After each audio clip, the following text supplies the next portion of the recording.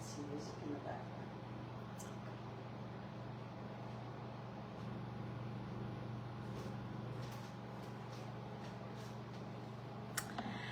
Hello everyone, Mary Janet here from Tunes and Wooden Spoons, and it's so nice to be back at 2 o'clock on a Sunday afternoon.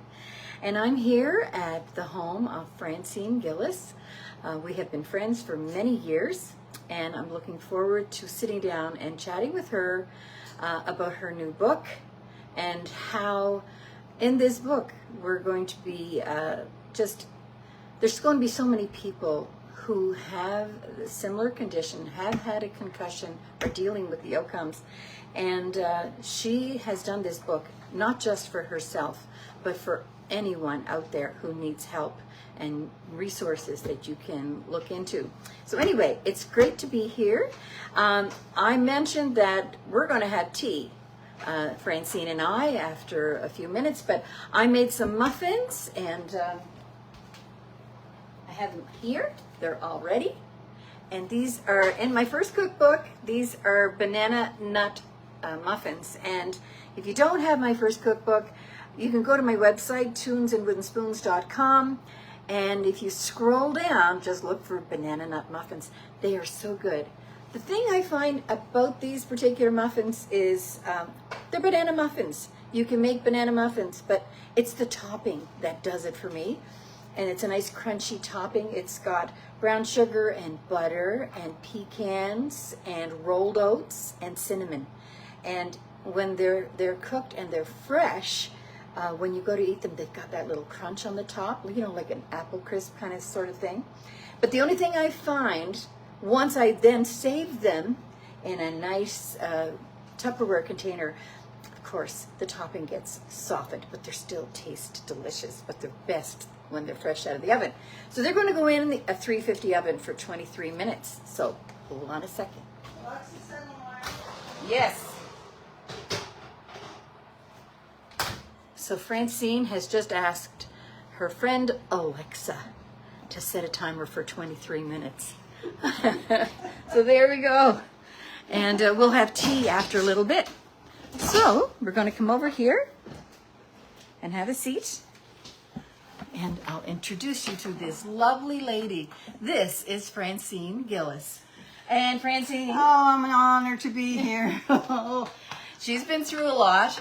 And you got to tell the mascara story. Okay, we'll start off right away with a confession. I fell in 2016. And this is the first time I've tried to put mascara on. And it might show a little, but that's okay. I try to do it for you, so she's looking great. Thumbs up. She's Thumbs looking up. great. So we're here in Port Hood. Francene, I've already told everyone that about you and how you were an educator, and the concussion stopped that, and you had to give up your. Oh, do you want to share this to your page?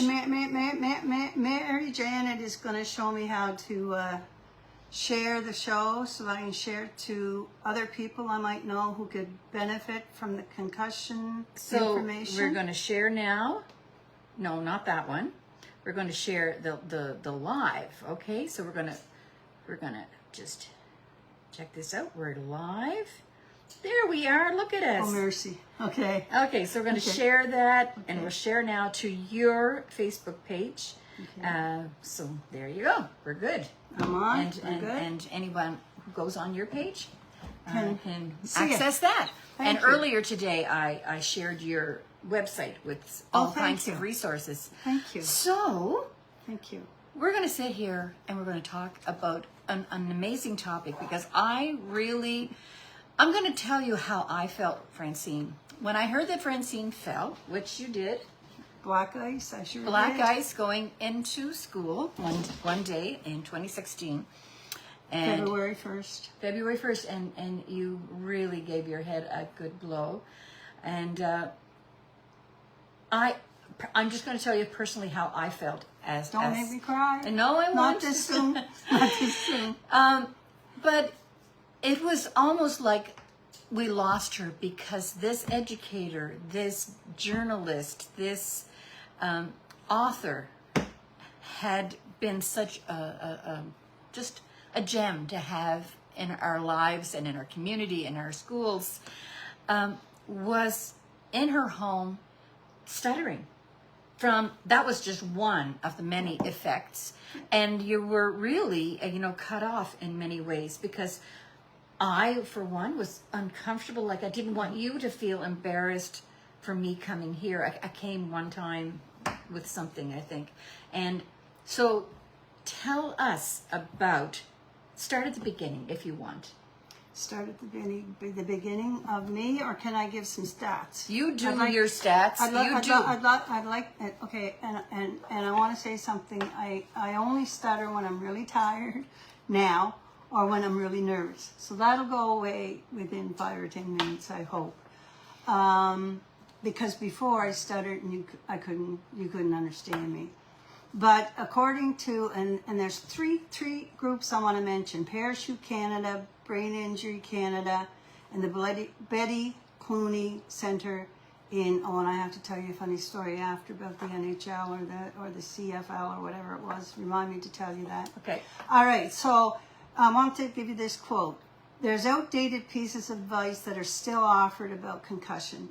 Researchers and experts know infinitely more about concussion than they did 10 years ago. But is that information getting through to the public and the parents? And that's from a wonderful group called Parachute Canada Concussion. They're a national charitable organization dedicated to preventing injuries and saving lives. And they have wonderful information, as does Brain Injury Canada. I want to also tell you that what Canadians know about concussions, because you think it's just a bump in the head, and I was in shock, so you'll get that. But 1 in 2 have little or no knowledge. 1 in 4 do not know how concussion is treated. 15% only can identify the ways to treat concussion, and 4 in 10 know how to find information and resources. So those are large numbers. The CLF, that's what it was, Mary Jane, the Concussion Legacy Foundation, CLF, I thought it was football. Oh. So for a whole year, I didn't go on that website. Oh my gosh. Because I didn't get any information. Because the letters are similar. And a year later, it dawned on me, that's not about football, that's about concussions. And so I was able to get a lot of help from them. Yeah, for sure. I was going to give you some stats there. I have papers here because I still forget sometimes. And there's a really curious thing that went on when Mary Jana had me get ready, and the book came out. Well, it's here. We have a copy, but it'll come out on the 22nd of June. But I can't look at the book yet. That's why I have the papers. There's more distance. Anybody that's had an injury or is making themselves so vulnerable will understand this. But in 2022, approximately 35 children and youth aged 5 to 19 and more than 65,000 adults 20 and older were diagnosed with a concussion in emergency rooms across the country. And that's from Public Health Agency of Canada, June 13, 2024. And in the United States, the number is equally troubling. There's 214,000 related hospitalizations in 2020 and 69,400 and some deaths due to traumatic brain injuries. And that's through the CDC, United States government. So concussions are definitely an issue. And females are the unseen population because our story is not often out there. And we have more severe symptoms and are slower to recover than men. Because men have stronger necks and don't usually have the same amount of injury. So I had a whiplash also, so that complicates and doubles things. And that's from Concussions Affect Women More Adversely Than Men by Bob Rower, I think is his name. Mm-hmm. And I never used to have to have help in pronouncing things, but kind of do now. Mary Janet, take it away. Well, I got the teacher out of me. I had to get the teacher out of me, right? And I mean, you just have such a story to share, and the help that you're going to give everyone is phenomenal. And I know that people will share this with even not just now, but down the road when it happens to somebody else, and they say, "Hey, go to this girl's website. Is it FranceneGillis.ca?" It's www.francenegillis.ca. Just my name, straight And up. Francene Gillis ends in Francene. Thank you. Right, Yeah. because many times people call it's INE, but it's not. Yeah. I want to just two Yes. seconds, because you just hit on something. Sharing is paramount. You have to share your stories, people, and talk to people. You have to talk it out. That's how we heal. And my hope, because she said something about purpose, is that this book finds a place on coffee tables and shelves as an education and awareness tool, and as a gift for people for whom you care. Being prepared and educated is half the battle. I knew nothing about concussions when I started, and they're the most common form of brain injury, with thousands diagnosed every year. Imagine. Yep. Imagine. Yeah. I And know. it can happen so fast. My grandson, and it was a hockey Yes. injury. Yes. And he was checked, and he got an injury, and only for his physiotherapist. Yeah. I'm sure it would have had long-standing effects, and it may still have an Yes. effect, but I don't And know. you He's know, now connected. he's in his 20s, Yeah. and this was when he was like 17 or something like that. But we have no idea, and I'm just going to fast forward or fast backward to when this happened to him. He had a hockey injury. He wasn't allowed on his phone. Do you know how dependent Oh yeah. teenagers Yeah, are? Everybody absolutely. is. He Absolutely. wasn't allowed to watch No, television. you can't watch And television screens. he was isolated Yeah, you from have to be. everything, For and the first little while. he actually thought he was going to go out of his mind because of that. But he had to do that to Yes. heal and get back on his feet. But it's really says something about how dependent we all are on our social media and our friends now Yes. today Yes. as compared. And it's interesting that you speak of a young man in hockey, because that came to me when I was injured. So there is a story in the book about a young man, Taylor Lamp. Sorry if I mispronounced your name. His story is in the book, because he was almost in the NHL. And a concussion ruined his career. But he was a coach for this, I think it was the State Pirates. I'd have to look that up. See, I can't remember a lot of things. I can remember, but I can't remember exactly. So I have to kind of look back. Yeah, at and things. that is fine. Yeah. However, for the benefit of everyone here, Francene, tell us about you. Okay, I'll tell you about me. I'm a person who loves teaching, and I love working with young people, and they actually gave me the energy to go on. I've had a difficult life, and when I had the concussion, I'm going to be kind of jumping a little bit. That's what my brain does. But when I had the concussion, your emotions, and you get overreactive, and you're triggered. And that's why some people will say you're not the same person, and that hurts so much. But when you look back on it, you realize in some ways you weren't the same person. But what happens is trauma that happened in the past, this is what some of my therapists said to me, is that if you're triggered, the brain doesn't know if you're in the past or the present. And so you overreact and you get very emotional or whatever. And so when I wrote the book, one of the difficult things was, do I bring any of that in? And to be honest and authentic, I felt I had to talk about the trauma, because the trauma is the seed that planted all of this. Right. And we were an unfortunate family in that there was a lot of death in our family growing up. My 21-year-old brother was killed in a car accident. I'm over these things. I can talk about them. And my little brother, whom I loved dearly, drowned just below the house here. And my dad and I ran down, and Dad worked on him, and the story's in the book, because I felt it had to be there. Because this book touches on things not just for people with concussions, because the ramifications of a head injury or any injury or sickness is all of the mental and emotional stuff that goes with it, the depression, mental struggles, feeling like you're no good. I mean, it bombards it, and the more isolated you are, the Right. worse it's going to be. So this is the little angel, and I'm bringing him up. That's my little brother Frankie. He's in the book, and I was on the beach that morning that afternoon when they worked on him, and I vowed at that time that if anything happened, that I would make my life about helping other people in some way, not feel the pain of grief as much as they need to or that they have to. And so he was just my angel on earth. And so I just wanted to bring that up quickly. Yes. You see that I'm kind of avoiding my own story here. No, you're not. We have lots of time. Yeah. So, February 1st, 2016, it's the end of one semester in high school, the beginning of the others.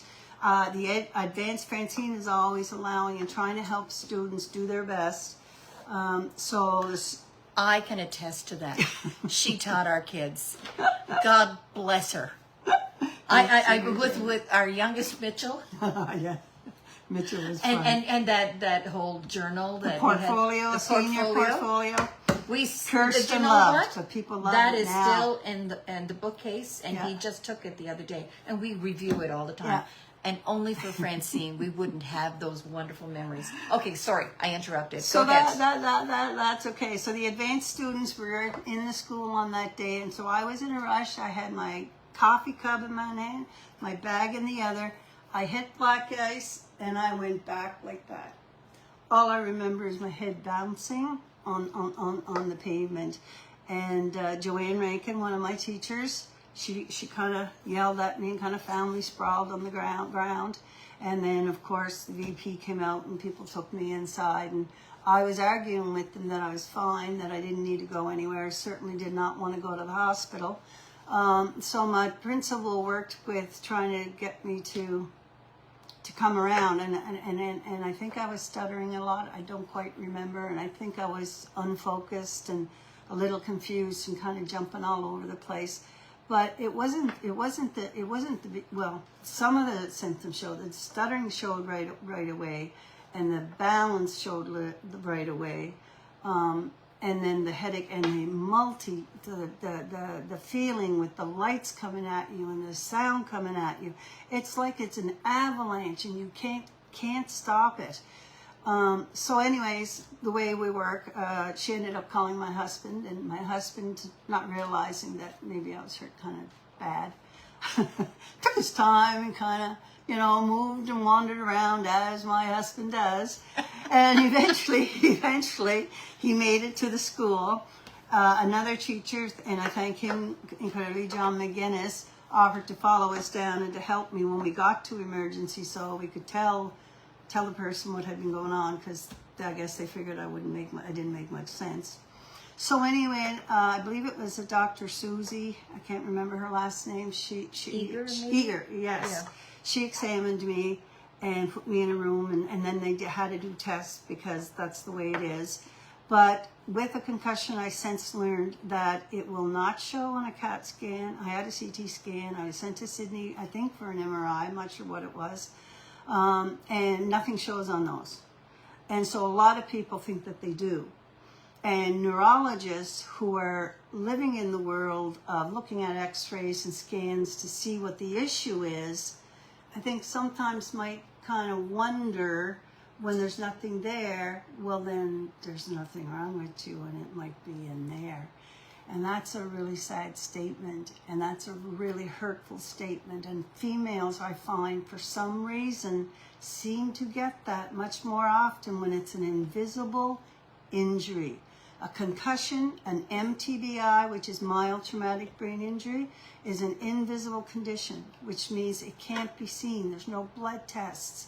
So it makes it very difficult for people to believe. If you look good, like you get your mascara on, you look really good. Yeah, There's nothing wrong with you. Yeah. You're speaking fine. But then you pay for it afterwards, and you gotta pace yourself, and I'll explain some of that after. So long story short, I came home the next day. It was like a Mack truck hit me. I couldn't get out of bed. And what happened with me, and I don't know if other people have felt this, it was like I was on a boat, rocking back and forth, a rough boat. And so it was making me sick to my stomach. And so it was just, everything was moving and I couldn't stop it. So that went on for almost a week, and I was getting sick. So I went to see Dr. Locke, who's my home family doctor, and he thought he better admit me just to check things through. So I stayed in the hospital for 10 days, and then when I was getting out, a really sweet lady came to my room, and she was part of the physiotherapy there, Tanya Feedham, thank you. And she said, she talked to me a little bit about what she might be able to do. And so I had that much, at least. I had a little bit of a life preserver.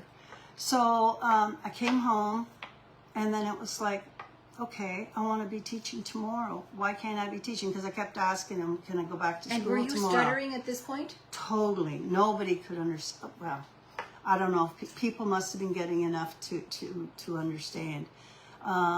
Marley Musk, who was my physiotherapist, speech pathologist, when she first tested me, I think I was like 80% stutter type thing. And then she tested, after that, and then I got down to a lower amount. But with the stuttering issue, it's really curious, and I'm going to tell you the truth. One of the things I was supposed to do was practice syllables and easy onset breathing and that type of thing. And that thing I learned is very, very important. Breathing, there's a section on that. In fact, in the book, there's a whole section on education and treatment and what a person might do themselves at home and maybe what they need a professional for.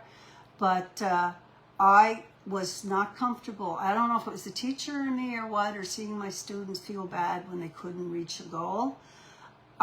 She wanted me to go back to just syllables. And I came home and I tried those syllables, Mary Janet, and I couldn't do it. I couldn't do it. Even though my speech was terrible, I couldn't do it. And it took probably a couple of years when I started using technology more, because at first you can't use technology very much, right, because your head is crazy bonkers. And so I started using Siri and Alexa. And I discovered that Alexa will not tell you anything unless you're clear. So I started practicing how to say Siri, whatever. And over time I discovered my speech was getting better. And I discovered that the first time, it was during COVID, or just prior to it, no, it must have been just through it, I said to her, I said, Alexa, how is COVID, what are the numbers for COVID in Canada? And she came back and she said, how can you get COVID from a fart? and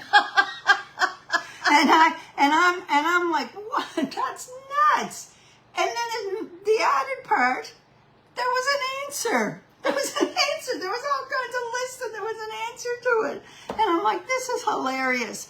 That grew into me doing dictation for my columns, because I was back into my columns by that time. She writes a column for a local newspaper. Yes, too. I do a weekly column for the Inverness RN for over 35 years, high ranking.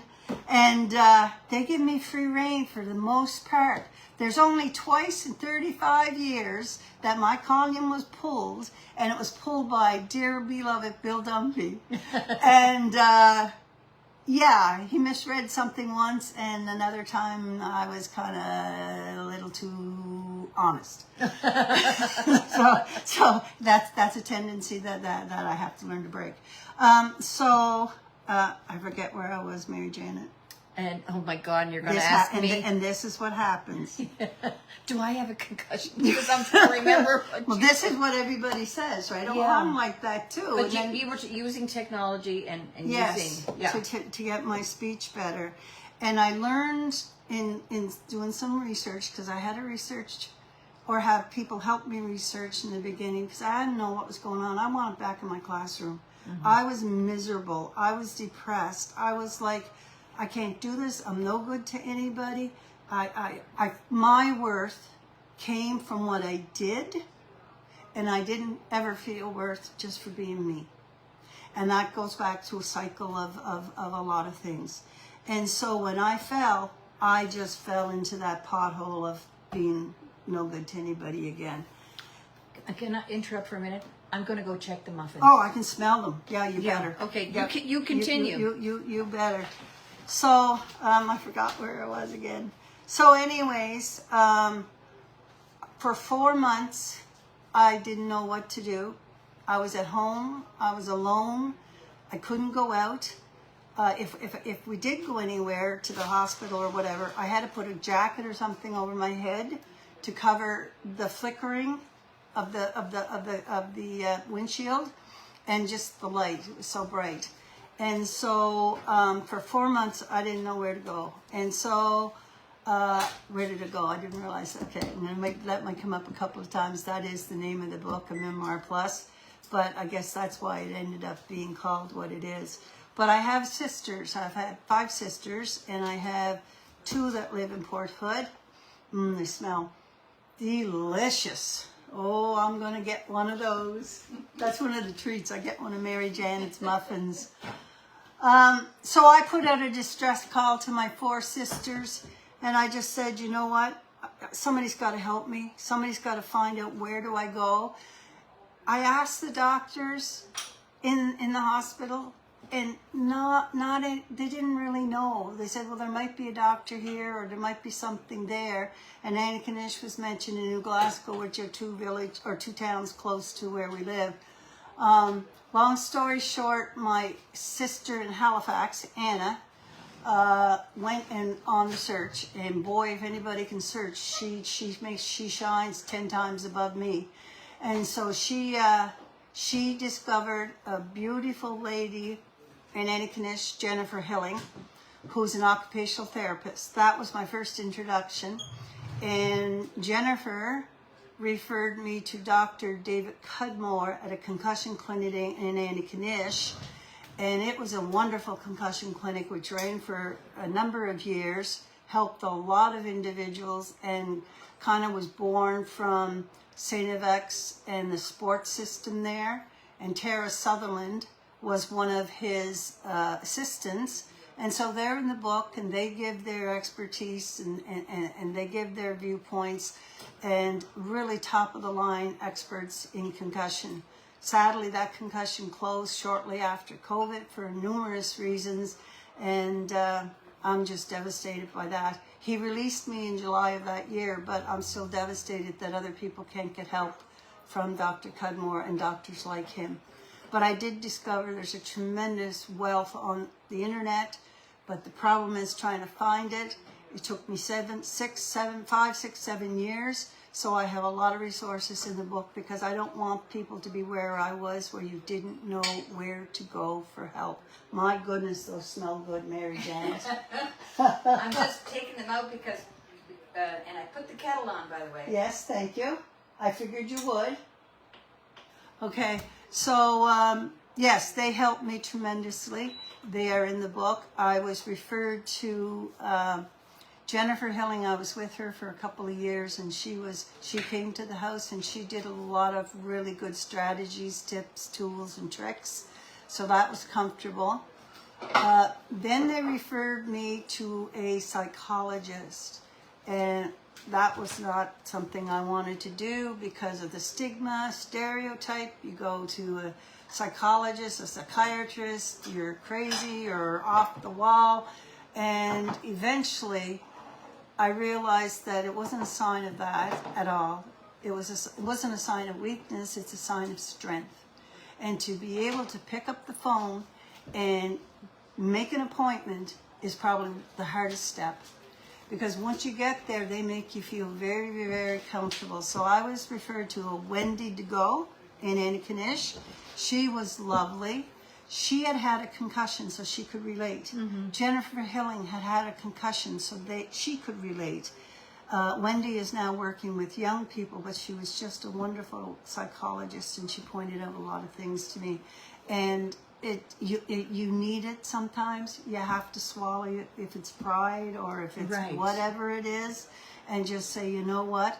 If it's going to help me get back to where I was, it's worth going.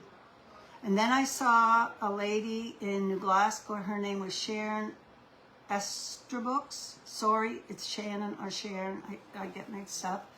And she helped me tremendously. When I went there, my balance, my vestibular got worse.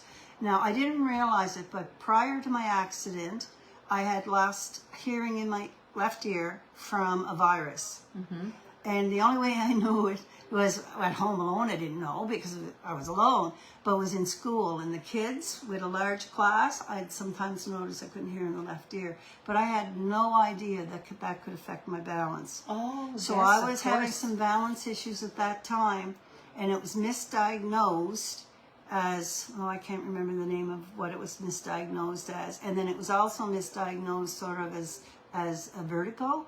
But I did discover from a physiotherapist that I have left positional vertigo, which means sometimes when I turn left, that's the side that kind of walloped in the back, that I can get all dizzy. And it's not dizzy. Oh, it was terrible. There was a neurologist asked me to explain what dizziness is. Mary Janet, I stood there and I couldn't explain it to his satisfaction. I started to cry. And I said, and then it was like, there's nothing wrong. And I'm like looking at him, then why did another specialist send me to you? Right. So it was really hard. And then I sensed after that, when I wasn't so nerved up and anxious, mine is like I'm sucked down a tunnel so fast that I'm dizzy. And that must be from the fall. Okay. So I was diagnosed through the years with PTSD because of some things in the past, like being on the beach when Frankie died and some other things. And then there are things in there I share about my personal life which could also cause PTSD. And that is something a lot of us have. And that is basically, there's trauma that caused us to be triggered. And so when we're triggered, we overreact. We become people we don't want to be. There's a section at the very end of the book. I put 2 little graphs. And one is me, the auntie I call her. And the other, Mary Janet, is called who I want to be or who I am. And I wrote in the auntie and I wrote in who I wanted to be at one point. Then I started working on the different things that are listed in that. Because you do become someone you're not proud of, and sometimes you can't control it. And one of the things the therapist kept saying to me is, it's not your fault, because I blame myself for everything. There's a section I'm going to read after, and it's, I blame myself for everything. Was it my fault that I fell? Should I feel shame because of it? Oh my God! Imagine. Well, the thing is, you just don't know. That's where your brain goes, and you feel like you let people down. And I was and am a person of high expectations. I believe in setting high expectations that are reachable, because some people just like to kind of go with the flow. And like as a teacher, if I saw in you the potential to go here, I didn't let you stop there. Yes. I pulled you. Mm-hmm. And some came kicking and screaming. So I was trying to pull myself up. And in that first year, once I got the therapies, I listed some of them to you. Later on, there was Marlene Moose. She was my speech pathologist in Richmond. And then I had Liz Van Suffen. She was a wonderful physiotherapist who runs Balance Clinic in New Glasgow. Mm-hmm. And she does do a team approach. The team approach, Mary Janet, works the best. Okay. Because with Dr. Cudmore, he would evaluate me. And then the first thing he picked up was the vestibular. So he sent me to Shannon. Okay. When I went to Shannon, I was so bad. She gave me a weighted vest. Oh, and I yes, wore yes. a weighted vest for 6 months to a year. And then she picked up that there was something with the eyes, the vision, because I wasn't seeing my periphery correctly. And I think the research shows 70 to 80% of people who have a concussion have a visual issue as well, and they may not be aware of it. May not be aware. So when I finally went to Dr. Mandelman, wonderful, what do you call an eye doctor? Optometrist. Yeah, a doctorate. She said I had post-traumatic eye trauma, and I had a midline shift. So a midline shift, I was leaning, when I walked and stuff, I was leaning a little back and to the left. So my posture and my gait were not normal. Okay. And the brain, what happens is you can't rely on your vision to tell you where you are in space. Okay. And so you can't, and this is explained in the book because I can't do it here. I'm not her, but she explains it all in the book and does a lovely job. And I have some resources for videos about her. But basically, there's two systems, and one lets you focus in, and one system lets you see the surroundings. And they're at a whack. Out of sync. So she gave me, and this was a profound moment. She gave me, and I'll show you a sample. These are what I call their post-concussion glasses, and they have prisms in them, yoked prisms they're called, and she does your prescription, and then she puts these yoked prisms in the glasses to different degrees, and then she gets you to try to walk down the hallway, and it's profound.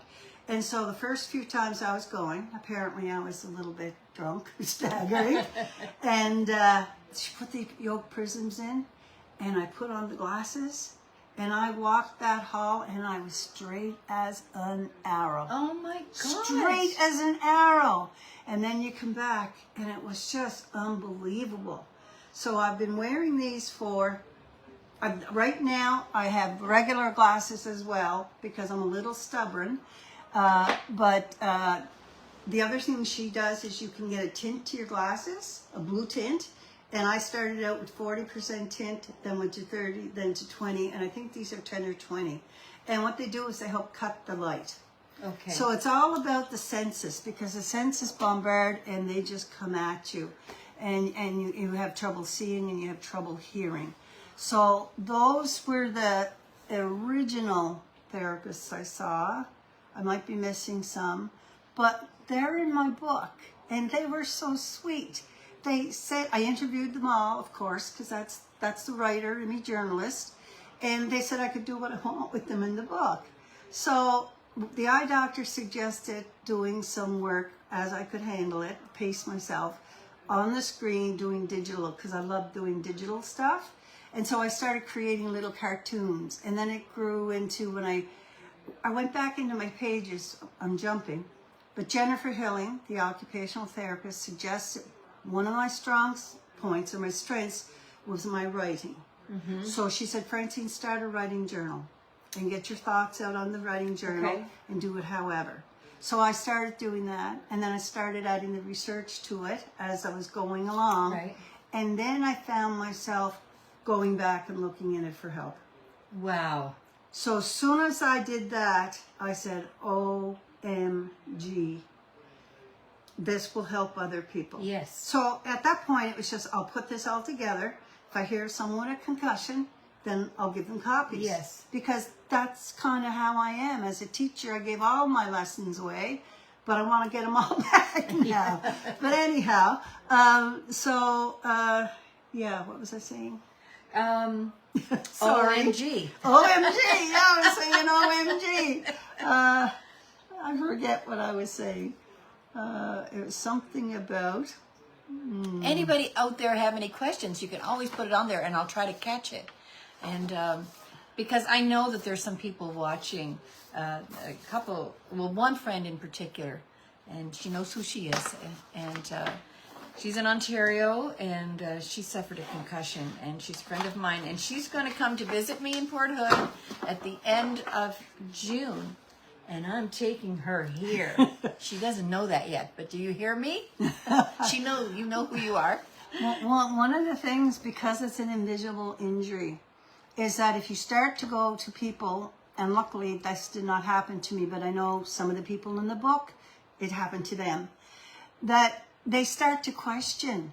And then they start to say, am I going, is it in my head? Am I imagining it? Am I creating this? And then you go and you make your tea and you put your coffee and you put your tea in it and you go to drink it, and you forget things and you use salt instead of sugar and all these things that happen, and you realize, no, it's there's something not right. And so some people are ashamed. They think, I'm not going to say anything to anybody because maybe it is just me. But it's not. Yeah. If you have fog, if you're dizzy, if you're nauseated, if everything's... with me, everything came at me.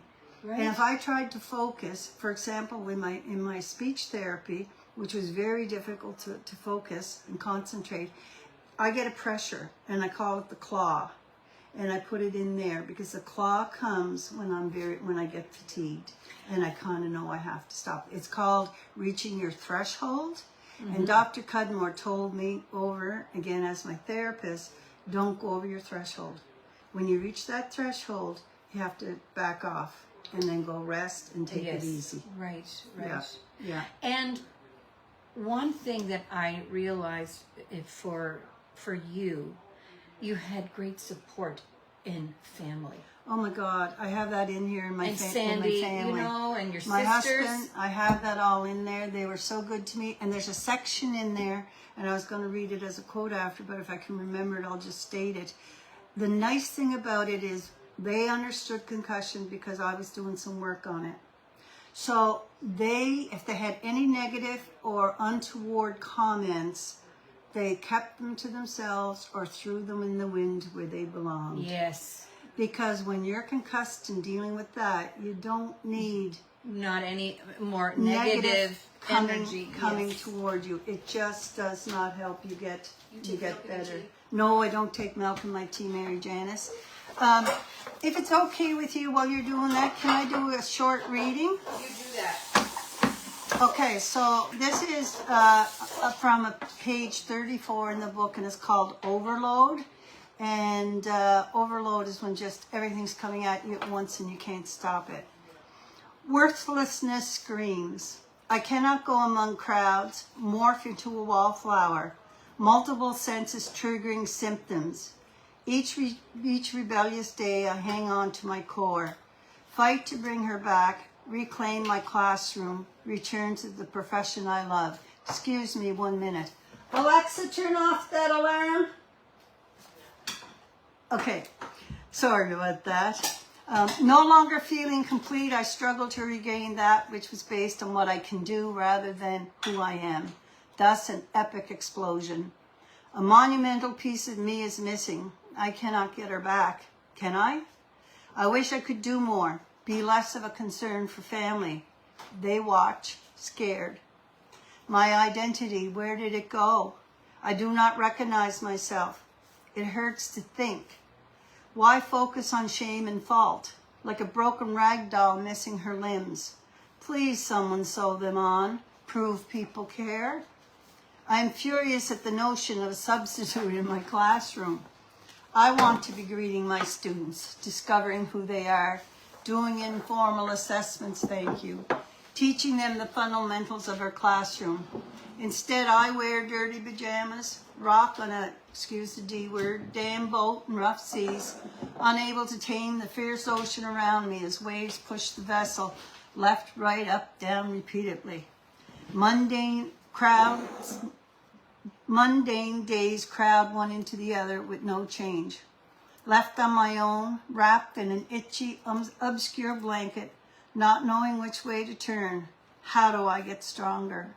Most days a dense fog hovers. I cannot get through. How to describe brain fog? Pressure. Fighting to get through a malleable wall. Your arm goes through, reaching into an obscure gray cloud that surrounds everything and nothing. Thoughts crowd in on each other. I reach and stretch. For what? Thoughts crowd in. Remembering hurts. Distraction, forgetfulness, confusion, fatigue. Where am I going? Where was I going? Mist fills my days. Too many signals. My Raggedy Ann flops on the floor, head down. too much coming at her. Amazing. It's amazing. I mean, it's taken you 9 years. And you know what? Sorry to cut you off. No. But every year I learn something new because you don't know what you don't know. Right. You don't know what to look for. And until a disease or an illness or an injury happens to you, usually, or someone in your family that you love, you don't really know about it. And then you want to know everything. And so that's the way I was. But in my 7th or 8th year, I went to a naturopath, Glenna Calder, and she luckily lives here in Port Hood. And she is in the book. And she explained to me that when I fell, that my body was depleted of everything. And so I did not have what I needed to get well as fast as I could have. So she put me on adrenals that apparently helped the body. And she explained to me, I thought my threshold, I was mixed up because she told me that I should never go below 30% energy-wise. And I thought it was 0. When you hit 0, you stop, right? Right, yeah. She said 30%. Because when you go below that 30%, and this is for anybody, anywhere, you get when you're tired, when you're frustrated, too much is coming at you, and you're under your 30% because we get tired when we're busy. Yeah. That's when you have to stop, because if you don't, that's when the nasty things will happen. No, You might creep in. You might yell at somebody. You might scream. You might do a curse word, or whatever the case it might be. But since she told me the 30%, I live by the 30% now. I will not go over it. And the few times I have, the nasty So how show do you up. know? How do I know? Yes. I know because I also live with fibromyalgia my whole life. I think I was diagnosed when I was 19. So I live with chronic pain. And so I have pain still from the whiplash. And there's no pain from the head except for the pressure and the headaches. But Liz in Glasgow said there was something in my back kind of went out a little bit, and so I do get pain there. But I know 30% because I get tired. This goes back to Jennifer Hilling, my occupational therapist. She explained, Mary Janet, can you believe, like, to have a shower? I couldn't do it. I was crying because the fatigue was that bad that I would be on the floor because I could not do anything. And when you can't do anything, you don't feel very good about yourself. So when I was going to Jennifer, she explained, and I break it down in the book because she broke it down into steps. And she said, the reason you're so tired, Francene, like I said, why am I tired having a shower? Well, number 1, you got to get all your supplies. Number 2, you have to. Number 3, you have to. Number 4. Okay. So all the different things you do, and you get your clothes, whatever. And I think there were like 10 to 15 things. And she said, your brain, because it was injured, can't do it automatically the way somebody else could normally do it. So you break it into steps. So now, like even cooking or baking in the oven, I would be completely fried by the time I finished those muffins. If I tried to make a meal, I'd be so tired I couldn't eat it. And so what I have to do is break it down into steps. So I get all my ingredients the night before, or I get my pans and stuff the night before. Okay. So you break it into steps, and if you do that, then it's easier to do whatever it is you want to do. And 3 or 4 steps is usually my limit. But what I would know is at my 30% between the fatigue level, the pain level, and my voice in the house to other people might be little bit, or you sound like you're a little bit, whatever. Right. So other people can sense it too. Right. Family members are very good at picking it up, but it's extremely important that families don't say, relax. Oh, that bothered me. That's in the book. Because there's an implication in these things that you can't previously. So just tell the person straight up, are you tired? Asking questions is one of the best ways to handle someone with a concussion. What can I do for you? When you say things like, oh, I feel like that too, then sometimes that negates how they actually feel. Yes. I And can so see that. we might think we're saying something And that's the good. same in so many things. You know, people. I'm going to just try this muffin while you talk. try the muffin. Yeah. But yeah, because I would think, I would hold back. I think personally, I would hold back before I say Yum. anything. You like it? Oh, yum, yum, yum. Yum, yum, yum, yum. I might have to try to persuade her. Here, I'll tell you what. I'm going to give her this bookmark. I made bookmarks for all the people who come to the launch. And being who I am, it's on picture of Port Hood because I love nature. Nature is one of the things that got me through because I could put my glasses on and a hat. And it was a foggy day. I love foggy days. Not the sunshiny days. I could go for a walk in nature. Yes. And so I'd put a lot on. And of course, on the back, I had to put a verse, and it's just be you. You don't need to read it now, but I just want you to have that for thank being you. so kind to come and chat with me. But I'm going to give those out at the launch, so if people want to come and support me, I know that they this can is get great. a bookmark with their book. Now tell me this. What does the future hold for you?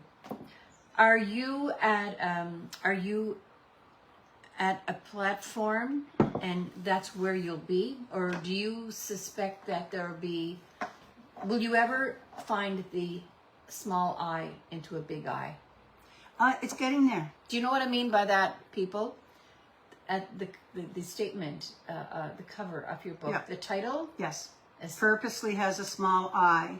Yeah, That where did is- I go? So she lost herself. And that's why. I lost my identity. I didn't know who I was anymore. Well, yeah. And I felt I had no worth, absolutely no worth.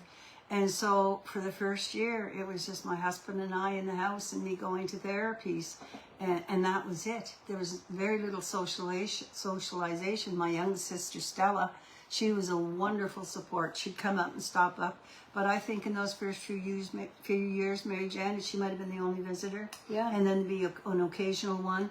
I have to mention Damien McGinnis. At one point, they were doing Make You Feel Good Day. And so he came in with flowers for me. I had my weighted vest on. I had my glasses on. And there is a video out there somewhere of it. But he came in I remember because he seeing said, it. and he said something about how hard it was to see me like that. And it just meant the world to me. And there were other people. They know me. They know my personality. I would do little things for people. We don't need to talk about that. So people were doing it for me. Yeah. Something would show up on my front step. And it's I hard wouldn't to know accept that. who it was from. There would be no indication of who it was from. To this day, I don't know who these things were from. But that meant so much to me. And sometimes they'd land just on the day when you were feeling really dark and black and it was too much, right? Things Yeah. happen for Yeah. a reason. People are so good. Yeah. Yeah. I'm telling you, we're lucky we live where we live too. Yes. You know, Yes. Port Hood is a very small community, and Yeah. everybody knows everybody. Sometimes you don't want them to know your business, right? Yeah. Speaking of that and music, I was going to mention there's a song that we found recently, and it just reminds me of the small towns that we have. And it's John Prine's song, and I had never heard it before. And it's about the small town, and you can't steal a kiss in the back of a car because it'll be all over town in the morning. And it's That's so true. I once had a boyfriend. in a town this size. It's what the title is. And it's so funny. I once got a young guy asked me home, and he took me home, and I think I woke up in the morning, and the first thing Mom said to me was, "So you came home with so-and-so last night?" Now she knew. I'll never know. That's the way it is. It's great. It's a wonderful thing, right? But people are so supportive because all right, so you asked me where I'm We're going going. with some of this. And so another therapist I had was, I want to mention too, a myofascial massage therapist in Mabu. brain fog. This is one of my brain fogs, and I forget what her name is. I apologize. Jolene. Thank you. She's in the book. Jolene has a business called Issues in Your Tissues. Yes. And she's in McDougall, I believe. Yes. McDougall. Yes. Formerly, her parents were from Lake Ainslie Yes, or Scottsville yes, area. yes. And she grew up in Windsor, Ontario, and she's moved home. Yeah. She's helped me on numerous little things with It's bad neck, Yeah. but she's really amazing. It's a myofascial massage, and I explain this further in the book, and she does too. Basically, the fascia, I don't know if I'm pronouncing that correctly, is what connects the bones and the organs and everything to,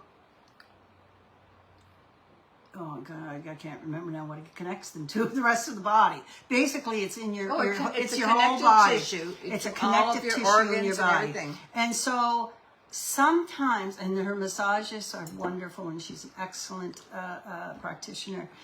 Sometimes, because they say, some studies say that the fascia also holds our emotions. And so sometimes when you're getting a massage, your emotions can creep up. So that happened to me because with the concussion, you should be doing a lot of work on my neck and stuff. So they start creeping up so bad that then I had to get in touch with another lady. And she's a how do I say that? It's in the book. So look up Susan Walsh. She's an Anna-Kanish. She's a type of psychologist. It's psychosynthesis psychology or something to that effect.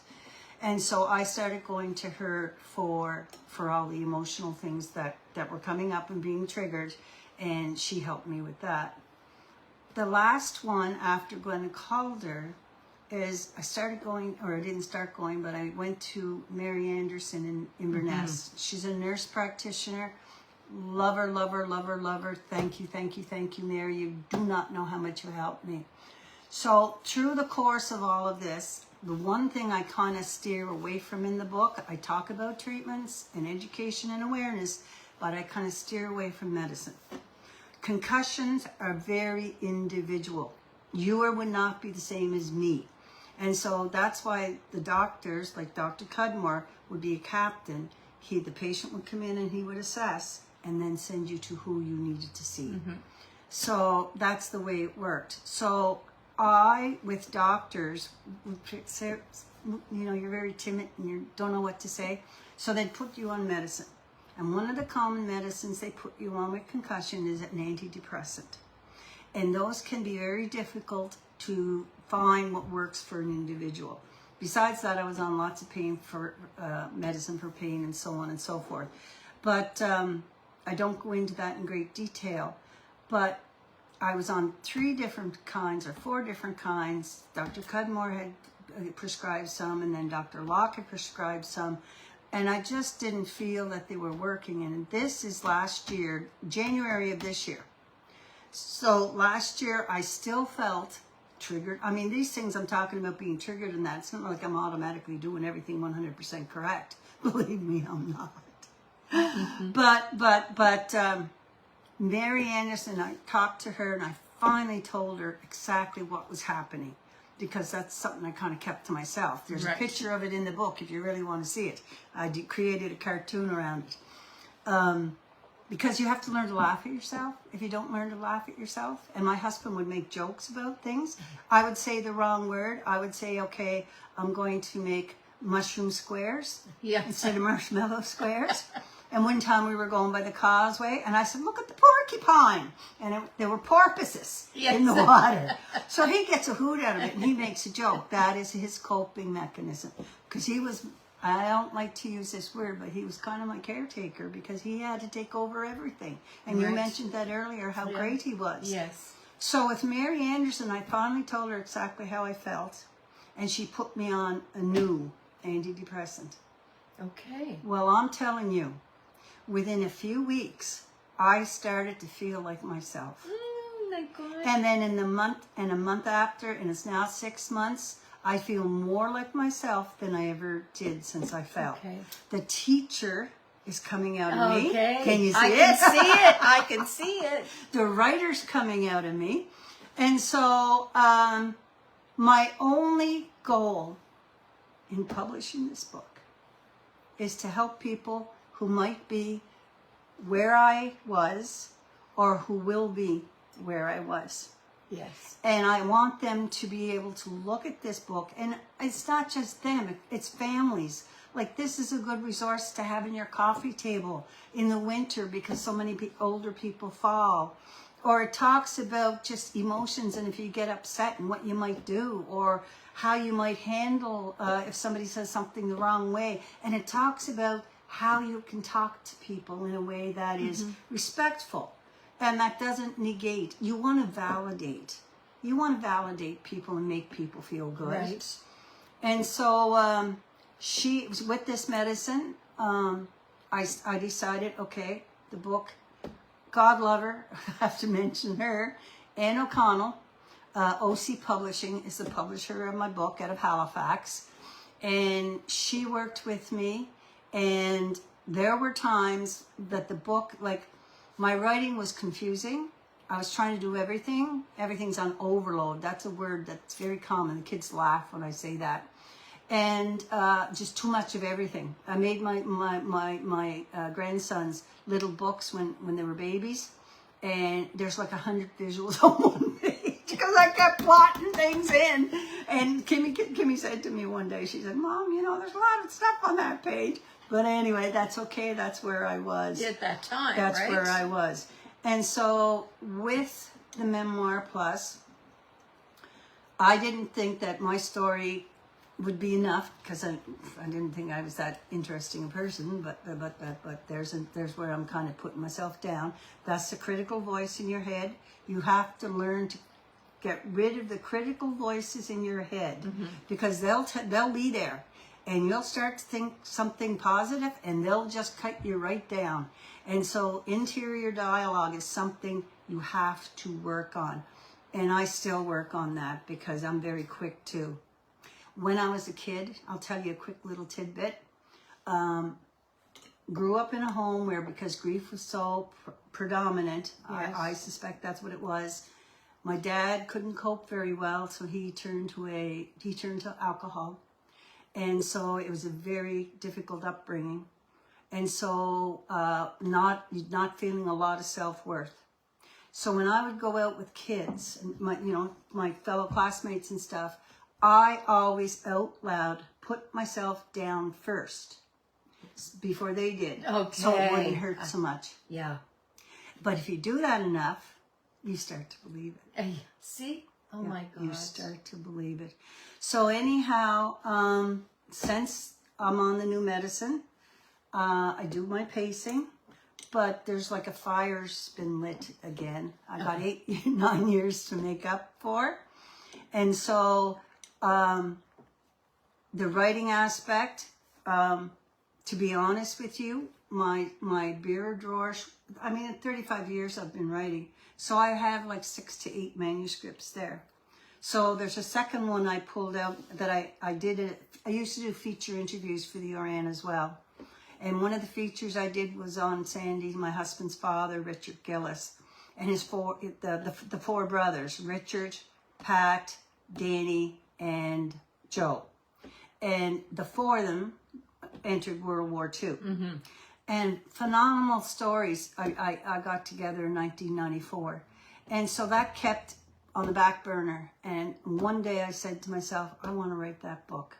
I want that book. That's important. Mm-hmm. One of the other reasons I wanted to write it was because in high school, teaching English literature and bringing essays in and books that had to do with the Great Depression or the World Wars, kids were not as aware as maybe they should have been, and in context they just couldn't get it. So this is a book that's told straight up from the 4 brothers, and I'm sorry, I'm talking about another book. I'll stop in a second. But anyway, it's about the 4 brothers, and they share about the World War II. But I took them from being little boys all the way up to when they died. Oh my God. And so that I hope is coming out in October or before Amazing. Remembrance With Day. the same publishing company? No, you know what, Mary Janet? Here I go again. I'm going to try self-publishing. Good. Okay. That's what I did with A Rose in November Yes. in 1994. And part of the reason I wanted to do that is so that I have complete control over everything, in the book. Because I want to respect those men so much and honor what they did for us. Not that publishers don't, but it's just easier. With a concussion, the more I have to deal with, the harder it is. Right. And so I can have people helping me with proofing and all that kind of stuff. Yeah. So with Where Did I Go, a memoir plus, there are 7 people in there besides the practitioners that I interviewed for their stories, and they're incredible stories. Yes, I read some of them. You read some of them? Yes. Thank you for the book. I was here the other day and she gave me a book. Yeah, let me have another bite. But yeah, that was I didn't read everything intently. No. I didn't have time. No. But I was looking at some of the other stories, and it was surprising to see some of those people that I actually knew. Yeah. And their stories was very, very touching, and wow, the impact of it is a brain injury, right? It is a brain injury. It's a brain injury, and some are more severe than others. That's right. Yours was severe. Right. And one lady, but there was nothing that showed. And I believe the collar, the puffy collar on my coat, protected it from getting a fracture, because from that height, at that speed, I'm sure I would have had a fracture. So I think the collar must have helped me some, because I know of a man who fell on ice. He was from the Sydney area. He ran out to go for a jog, and it just started freezing rain. He slipped on ice, and the story goes, the poor man, he was only in his 30s. He ended up in a coma. He was in the hospital in Halifax with my own husband when he had surgery on his back. And his loving wife and mother, and sometimes the little kids would come in. But that poor man was in the coma. The only thing he could do was move his eyes. Yeah. No, I don't think he was in a coma. It was, I guess you call it, I don't like the word vegetative state. I think they must have gotten rid of that by now. Or if they didn't, I hope they did. But since then, I think he improved immensely. And if you or your wife are watching, kudos to you, power to you. So that happened there. I want to mention Rhiannon Chisholm. Yes. Because she was a student of mine, and 3 years ago, getting a little tired now, so I'm going to be a little more forgetful. She was in a major accident. They don't know how she lived. Yes. It was in Dartmouth, on the highway there or whatever. Oh, I thought it was on the bridge. No, it was not on the bridge. Oh, okay. The truck was going like 150, I think, because what happened is the person who was driving took some kind of I don't know, he just passed out, and his foot was on the gas pedal. So she grabbed the wheel, and she tried to steer it, and she said it was for 1, 2, 3, 4, 5, 6 telephone poles before it crashed. So she had severe injuries. Her mom, she was a pillar of strength. She still is, Lynn. And Cyril, of course, her dad. And it was during COVID at that time, so her sister couldn't visit her. So the bottom line is she had severe injuries. I'm not going to give much of her story away, except to say, if you want to see one resilient, powerful young woman, she took me out of I was in the doldrums at that point, and she took me out, because I have to give a kick in your ass every once in a while when you get down on yourself. And she was one of the ones, when I decided I was going to do the book, and I was thinking about dedication, then that's when that came. Yeah. I also have to mention a lady who is not from this area, Rachel Chapman. Yes. Because I don't know, it was early on, it might have been 2017, and I was again not seeing people, in a funk, and I watched TLC, and there was this woman on, and she was telling this story. It's sad, it's heartbreaking, but it's inspirational at the same time. And so I don't want to give that story away either, but it goes beyond head concussion, because with Rhiannon, there was a chance she was going to be paralyzed. Yes. And so whether she is or she isn't at this point, you have to read the book or lets you know her. But the person in the book that the story on was, she's a paraplegic, and she was going to, she had a partner and she wanted to have a baby. And so the fact that she was thinking of doing something so phenomenal, I'm like, oh my gosh, stories, this is what picks me up. Quotations, that's what picks me up. You find what picks you up every day. You have to do it every day, because you have a new day every day. And so she's in the book as well. Now, she gave me permission to use her story. Haven't been able to follow up with her.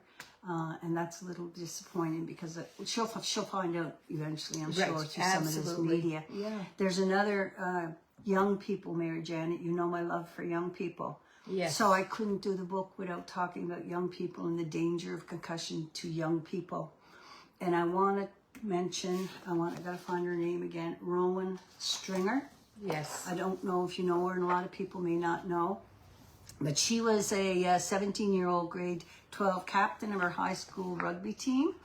And during the last game, after suffering multiple concussions, because it was a tournament, and she had hit her head, and she knew, and the only person she told was one very good friend, did not tell her parents. So and then in this big game, she landed headfirst on the ground and fell into an instant coma. And she never came out of it. What?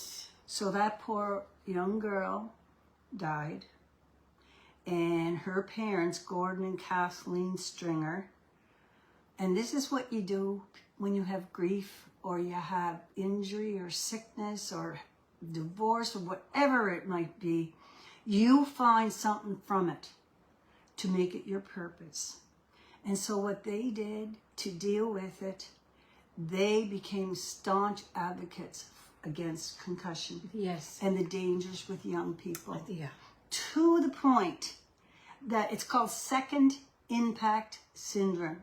So if you have a concussion and you don't tell anybody, and you have another one, depending on the severity, it's rare, but second impact concussion, as it did with Rowan Stringer, can take your life. Yeah. So they made it their goal to teach and to tell people. Awareness. So they went so far as they wanted to pass a Rowan's Law.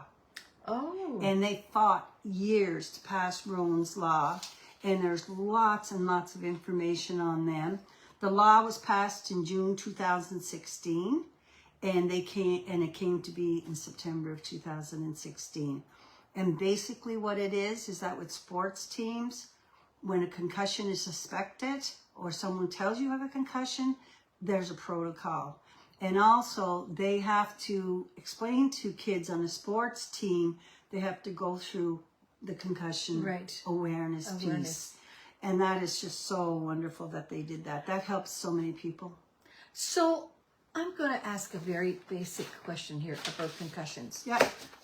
My, uninformed information about concussions is that in order to suspect a concussion is when you get hit on the head, you black out for a very short time. No. So that's not true.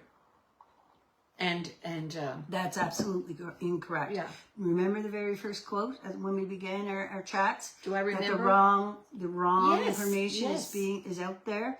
Unfortunately, not every practitioner is up on the latest. Okay. And in the last 10 years, they've made leaps and bounds. Dr. Charles Tater, he's head of the CCC, I think it's the concussion clinic, Canadian Concussion Clinic. He's out of Ontario. He is a phenomenal man. He knows his stuff. He's a neurosurgeon. Right. And he talks about concussion. And I only discovered him when we were doing the editing for the book. And I discovered a series of webinars that can teach people. And so I have that resource in my book. Right. And the thing is, he talked about concussion and MTBI, which is what I had. And he said, which would you rather have, a concussion or an MTBI? Which is against, what's Mild traumatic brain injury. Or TBI is traumatic brain injury. Yeah. ABI is acquired brain injury. STI or something to that effect is sports traumatic. So there's different abbreviations. But he said, I would have said MTBI. It sounds more serious because people don't take concussions seriously enough. They are a brain injury. Now, there used to be a rating scale where you said if you don't get knocked out, it's a certain level. If you get locked out or knocked out for a certain period of time, but it's a short period of time, which was what happened to me, or if you get knocked out and there's other really serious things going on with it, it's a major brain injury, which is a TBI. And I have that ranking in the book. But the idea that you have to be knocked out is absolutely incorrect. It's false. Okay. Dr. Tater has said that if you jiggle, like some people can get injured, say your back gets injured and your head goes like that, you can have a concussion from that depending on how severe that is. Jolt. It's the same as with a baby. If you shake a baby syndrome, right?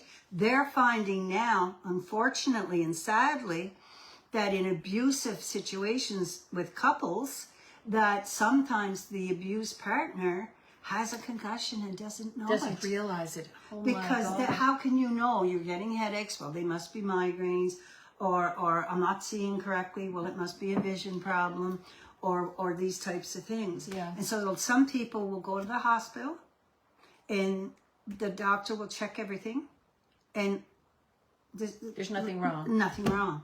Or there's other things wrong, but there's not a concussion. And then 2 or 3 days later, it escalates, and they're like, well, why am I kind of off my kilter here? Or why is that TV so loud? Turn it down. Turn it down. Why are you talking so fast? Why are you? And these are the things that happen. It's amazing. It is amazing. Well, look, Francene, where can they get your book if they're not here? Okay. And you asked me where I was going, and I'm gonna kind of try to finish up with this.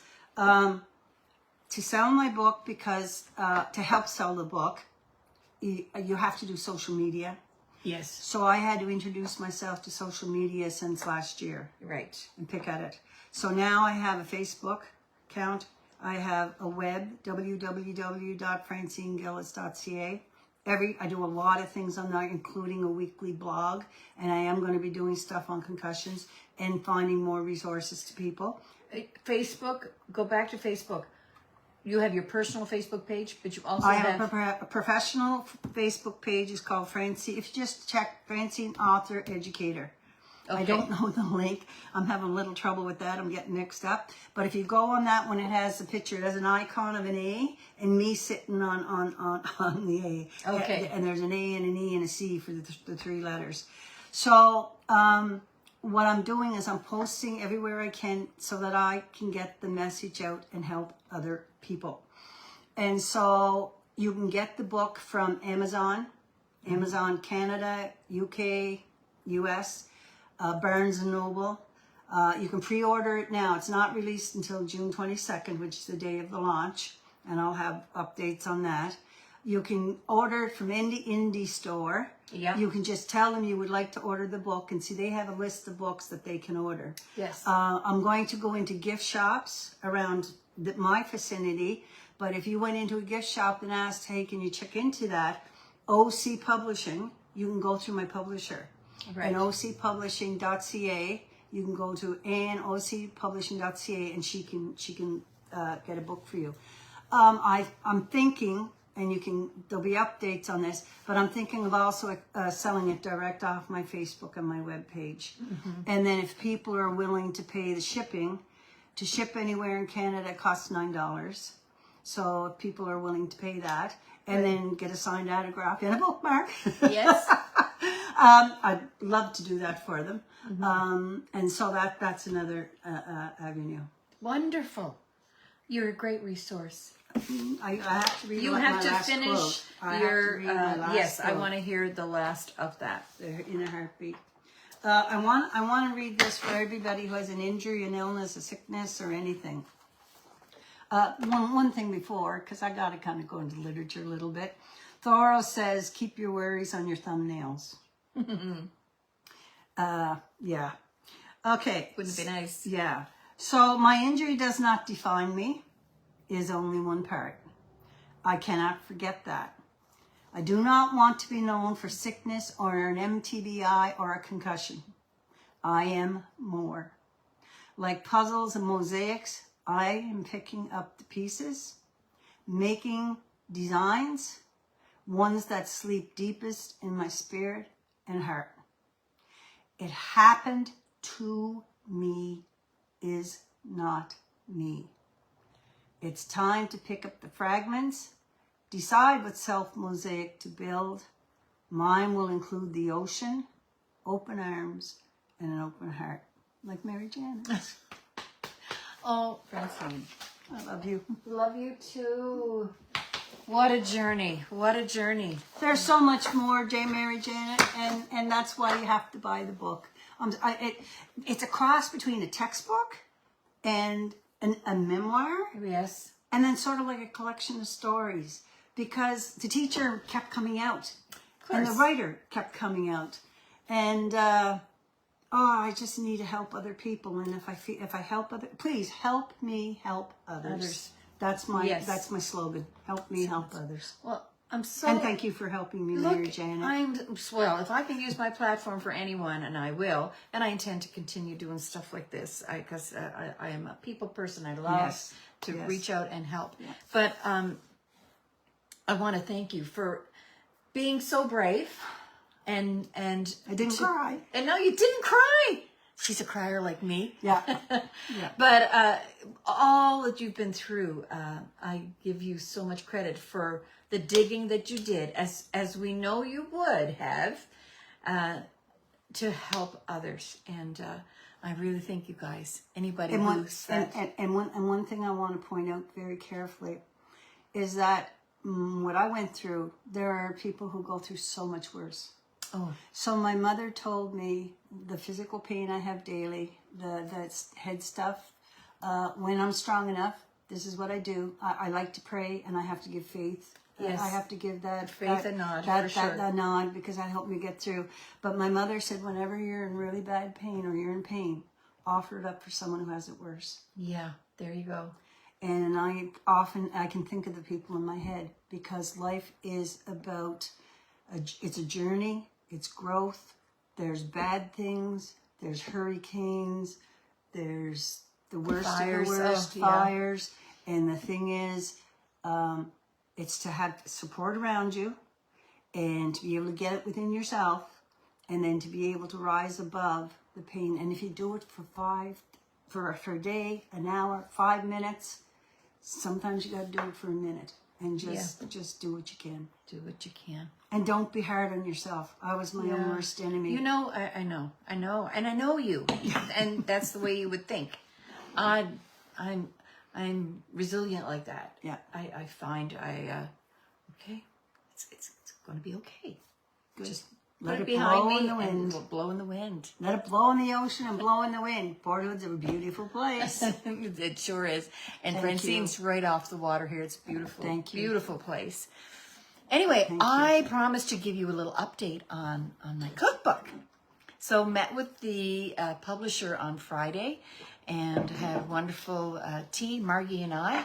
And we have the final edits in, and the book is going to be going to the printers by the end of June.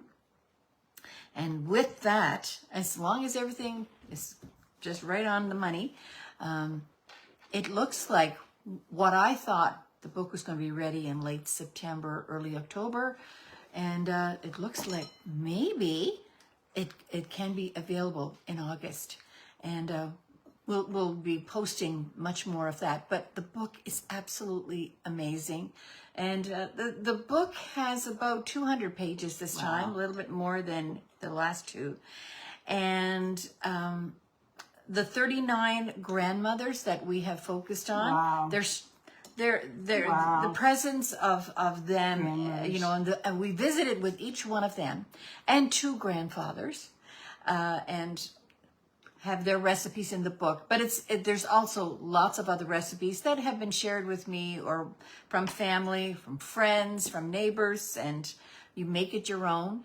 And they're not anything elaborate or hard. They're basically simple recipes because there's a lot. I can handle it. You can handle it. There's There's 4 steps. a lot of these grandmothers, like some of them are in their 90s. Actually, one sadly passed away since then. She was 102, and she was from Pomket, and her name was What a sweetheart. Rita Landry. What sweethearts. Was able to go to her wake, and just a lovely individual. But so much joy went into every visit. And I said, you know, whatever recipe that you feel that you can share. So a lot of these grandmas shared molasses cookies. And I was saying, okay, I'm not going to take that away from them. That is the cookie that they make for their grandchild. We're going to put that in. So they have different names. There's you know, molasses jams. There's molasses ginger cookies. There's all kinds of things. There's about 4 of them in there. And isn't that wonderful? But just, we don't have great big stories like we did in the last book, because we only had 12 in the last book. But in this one, it's called Come In, the Kettle's On. Nice. And it's just Nice. come in and go for a visit. We enjoyed, Mary and I, going around New Brunswick and PEI and around Nova Scotia and sitting down. I think at 100% of the places we went to, they met us out on the door and oh, come in, you know, they were happy to have a visit. And some of these individuals were older, and you know, we need to bring back visiting. We need to go to these people, and we have to go. And sometimes it can be lonely, and they don't have company. And just go and sit down. Bring some, make something, and just sit. And don't underestimate the power and the influence of older people. Oh my God. They're a left aside resource. Because they have the experience, and they have the learning, and they have the stories. The stories. And we used to tell stories when we were storytelling. Right? Storytelling. Yes. Ghost stories and fun stories and dating stories, and our young people are missing that. Oh well, I posted one visit. So when we would be visiting with these grandmas, a lot of them didn't want to be on camera. No. When Margie was going to be taking a picture of them. And so I started out with this one lady from Glenelg in Geisberg County, Jessie McDonald. And I started with her because she was very hesitant to smile in front of the camera, or very, very, you know, laid back, kind of a shy lady. And she made her recipes, her sandwich buns. They're like a big roll, almost like a hamburger bun. Oh, nice. And delicious. And she also had this wonderful cinnamon dressing that I put in, which is so unique. I'll speak to that in a minute. But anyway, Marie was trying to go around, get the perfect picture, and she wasn't really being heartfelt smiling. So for some reason, I got up behind Margie, and I said, Jessie, tell me about your first kiss. And she roared out laughing. Oh, Margie got the best picture, and her eyes are back, and she's smiling. And I asked her, did she remember? That's what it was. Do you remember your first kiss? And she looked at me, and she said, I do. And her husband had been long past, and but she remembered, and it was just a moment. And I thought, how beautiful. People see an old person, but they were once young and vibrant and dated and all of that. But anyway, back to the cinnamon dressing. So a lot of Jessie's relations were there. Her children, grandchildren, sons-in-law, daughters-in-law, whatever. And they started talking about this cinnamon dressing, and I'm thinking, cinnamon dressing? Like, what? Is that like a sweet thing? To me, cinnamon is like and cookies and whatever. And this is like a potato dressing. Really? And her grandmother, Jessie herself was in her 80s, I think. And she spoke of her grandmother, who was born in the 1800s. And whether it was that grandma, but it had been on for generations before that, this cinnamon dressing. There's no other family that has this dressing. But this family, they don't have a family gathering without this cinnamon dressing. Wow. And basically, good. it's mashed potatoes, like you would make a dressing for turkey. It's with mashed potatoes and onion and cinnamon seasoning and butter and whatever. But anyway, she didn't have a recipe. She just knew from taste or whatever. And I said, well, Jessie, we have to fix this. So she had a little bit left over in foil in her freezer, which she gave to me. So I have that packed up, and I'm going, okay, I'm going to take this home. We're going to make this dressing and get a recipe for it. So I said, tell me, Jessie, what do you put in it? So she was telling me all the ingredients, whatever, and this, a pot full of potatoes and all this stuff. So I wrote down everything, and I said, okay, this will be my mission. I'm going to make this dressing, and I have your dressing to taste, to compare until I get to that flavor. Margie tasted it, and like, I'm funny about certain things. I'm so fussy. There's so many things I don't like. So anyway, Margie was the taste tester, and I think we nailed it. So it's in the book. It's under the sides recipe. And what she does once she makes it all, she puts it in foil wrap and kind of shapes it like a little loaf. Oh, nice. Wraps it up in foil and then bakes it in the oven. And they serve it at every family gathering, but it's only their family and cousins that have it. And there was some mention of maybe Germany or something in there, I think, but I'm not sure. Yeah. But they don't know where it actually came from, but it just passed down through the ages. And I'm so happy that that's in the book. That makes me think of Sandy's mom, Mamie. Anytime she baked, and she baked all the time, because that's how she showed her love. She was a beautiful baker. Never with a recipe. No recipe. Everything was just like that. Yeah. No, I know. And there was another lady in I can't remember her name. What's her name? Sharon, I think. Anyway, in the Waterford, and in her recipe, the amount of butter in the recipe was a ginger cake and caramel sauce and whatever. Butter the size of an egg. What? Size of an egg. You don't know how big the egg is. So scoop your butter up and make it that size. And those are the things that they're so awesome. I just love that. I love that. Can I write a column on that? The size of an egg. And a fistful. And a fistful. Fistful of that. And you look at, they have this big glommers of fists or these tiny fists. Like, how much I'm is going to that? have to write a column on that and make it up. I don't know what they call things. I'll have the egg correct. Anyway, there you go. And the book, Command the Kettles On, is actually available for pre-order on Amazon as well. Excellent. And you can go put your name in if wherever you are. And can I mention something that's valuable to both of us? Yes. I also learned in all of this crazy kind of go ahead that if you do read the books and you want to do a post to review, please do so. Yes. Because when you post reviews, it helps us. You're talking about Amazon. Amazon, yes, Barnes and Noble. Yeah, all of Barnes those. and Noble, Indigo, all of them. And because people like to read reviews. It's the same as anything. If somebody else read the book, if you're going to buy something on Amazon, what do? I read all of the information and then I go down to the reviews. That's right. And that may change my mind. Might change your mind. Right. Can I also mention one of the other things that lifted me up, and I'll be very, very, very quick, is I met a lady at a writing conference. It was something I set for a goal I set myself. Her name is Peggy Ann, and she is 75 years old. She was in an extreme car accident in 2008, I believe it was. She still suffers symptoms of her whole body she was mangled. She's happy to be alive, but she still suffers from a lot of things. Peggy Ann, we love you. But she's 75 years old. And so again, the grandmother concept, Yes. please, look, what you're doing is so wonderful, because I feel that we need to show older people Yes. their value. Their value.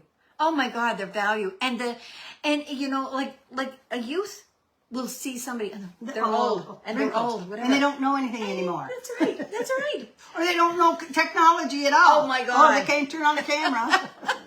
Well, there was one funny story. You know how you get these phone calls and they're, oh, here we go. You won the lottery, yes, blah, yes. blah, blah, blah. Yep. So anyway, another lady that I went to visit in Pomkit was Rita Benoit.